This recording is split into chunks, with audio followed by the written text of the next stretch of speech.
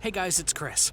From scams about charity to scams about investments, join me as I reveal the smartest scams that actually worked.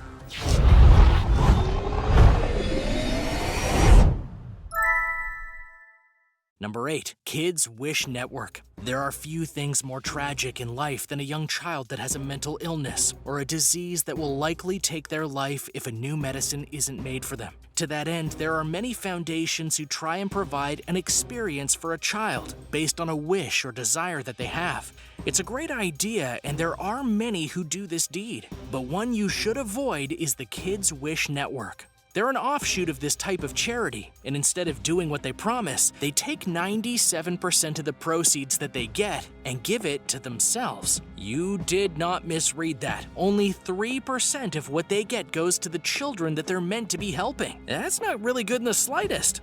What makes this even worse is that on their website you'll see that they promise to give 100% of the proceeds to children and families in need. Over $110 million donated to this charity has been given to corporate people, and the founder of the charity has pocketed $4.8 million so far. Number 7. Brex. The hunt for gold is something that everyone has thought about in one form or another. It's even one of the Discovery Channel's most popular shows. But sometimes people go too far to make people think there's gold in the ground, such as the Brex gold fraud scam of 1997 in Indonesia. Like many geologists before him, John Felderhoff found a piece of land that he thought would produce gold. So a mining company named Brex bought it from him so that work could begin on it. Then the project manager named Michael de Guzman came in and started digging around, and he found nothing. Desperate, he shaved gold off of his wedding band to make people think there was gold in the ground, and a lot of it. Sure enough, it worked, and the Brex stock boomed to an astounding rate. De Guzman kept doing this scam until the Filipino government took a look at the ground themselves. They revealed that it was a scam. Many investors lost billions of dollars, and Brex never recovered from the scandal. Number 6. Victor Lustig. One of the greatest and most common cons you can pull off is selling something that isn't yours. But one man named Victor Lustig took that to another level when he sold the Eiffel Tower. And in fact, he sold it twice over his lifetime, showing that even the biggest of scams can work with the right people involved. So how did this happen? As with all clever cons and scams, it was all about timing. In 1925, a newspaper ran an article in France that noted that the upkeep of the Eiffel Tower was getting way too high. This was long before the Eiffel Tower was considered too treasured to be taken down, just so you know. So Lustig hatched a rather simple con. He impersonated a government official and called 6 scrap metal dealers to a meeting.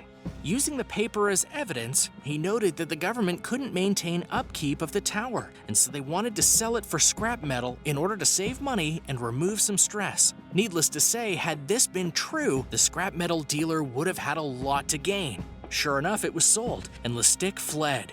Once the yard worker realized the truth, he couldn't go to the police out of sheer embarrassment for what he'd fallen for. After many other cons in a rather legendary career, Lustig was caught and sent to Alcatraz and died not long after. He was even noted to have gotten the respect of Al Capone because of his moxie and ability to work a scam.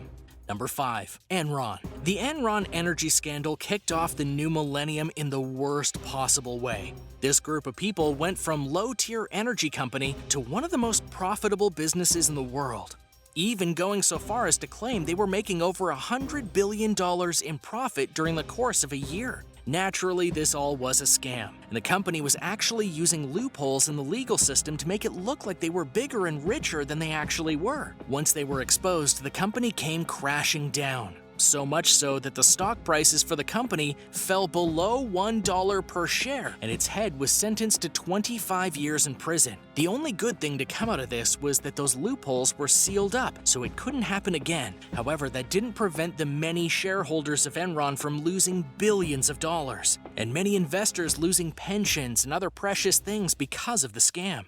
Number 4. Internet scams. If we look at the modern world today, then by and large, one of the biggest scams going on that has worked over time is that of trying to get people online to buy things or submit information for things that don't exist, or at least aren't what they were promised. These scams take many different forms, such as being a work-from-home job where people can make big money, and all they have to do in order to get started is buy a starter kit from them.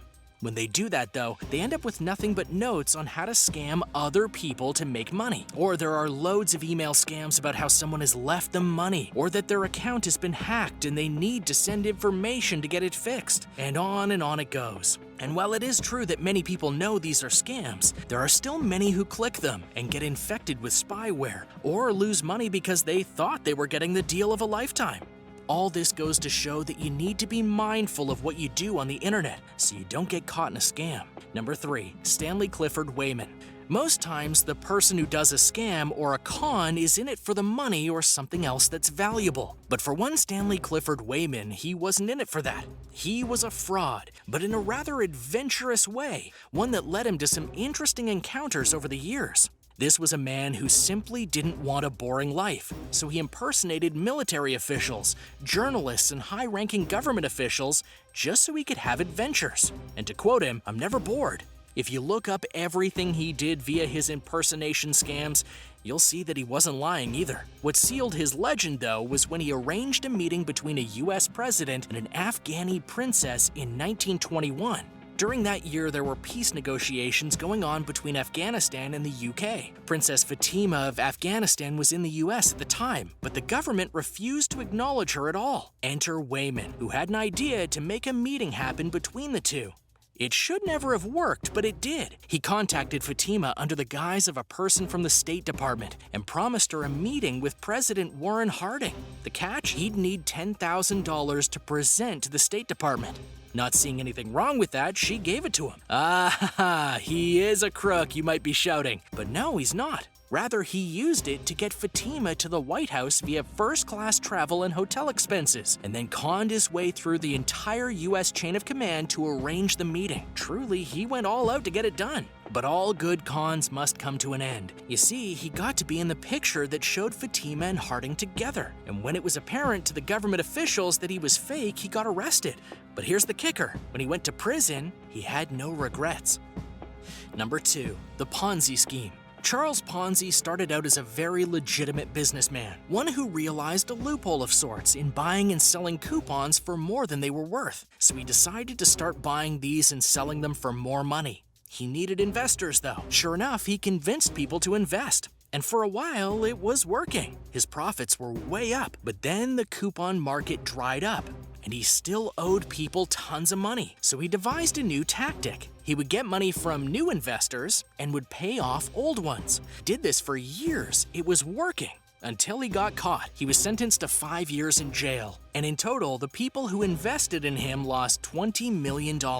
This act of fraud would forever be known as the Ponzi scheme, and it's a term used to this day, as is the scam itself, which is why it's one of the most popular scams that people fall for. It's easy to set up and pass off as successful for a very long time if no one is looking in the right place. Number 1. Bernie Madoff. One of the most infamous men in all of history, Bernie Madoff did his own version of a Ponzi scheme that defrauded people of $65 billion. Billion, you heard that right. This is the largest amount defrauded by a single individual in the history of the world. The true irony of the situation is that the only reason he got caught and sentenced was because he confessed to his sons, who turned him over to the authorities. But it didn't start out as a scam. Madoff owned an investment securities business and made his success over the years of hard work until he was one of the biggest names in Wall Street. To further help him, he brought in family, like his son, and renowned specialists to help make sure the company ran well. But as time went on, things started to look out of place. Madoff's numbers didn't add up, and one man even proved in the course of 4 minutes that Madoff was lying about his financials, and no one would believe him. As time and the scam went on, Madoff could see that everything was collapsing, and he had to confess that it was all one big lie. Millions were hurt by Madoff, and his greed and fraud are a testament to how far a person is willing to go to make it big. Though the money that he lost could never be returned, the people he did defraud got some justice, and that he is sentenced to serve 150 years in prison. Thanks for watching. Can you believe these scams that people got away with or continue to get away with? Which of these is the most heinous in your mind? Do you know of another charity that did a scam and got away with it for a long time? Let me know in the comments below. Be sure to subscribe, and I'll see you next time on World List.